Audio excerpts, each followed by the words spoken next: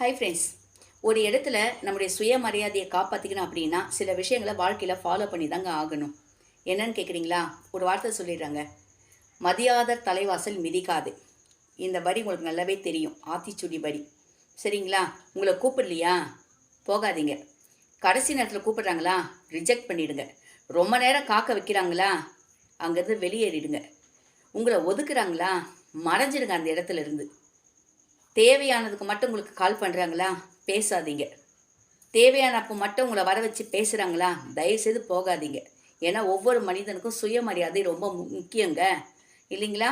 மதியாதர் தலைவாசல் மிதிக்காதே அப்படின்னு சொல்கிறாங்க. நமக்கு கொஞ்சமாவது சுயமரியாதை இருக்கணுங்க.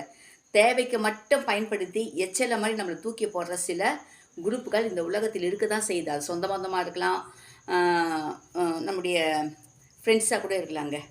என்னங்க சொல்கிறீங்க? ஆமாங்க. நம்முடைய சுயமரியாதையை கொஞ்சமாவது நாம் காப்பாற்றிக்கணும். சுயமரியாதையுடன் வாழணுங்க. என்னங்க சொல்கிறீங்க? ஆமாங்க. பிடிச்சிருந்தால் லைக் பண்ணுங்கள், ஷேர் பண்ணுங்கள், கமெண்ட்ஸ் பண்ணுங்கள். மறக்காமல் சப்ஸ்கிரைப் பண்ணுங்கள். பாய்.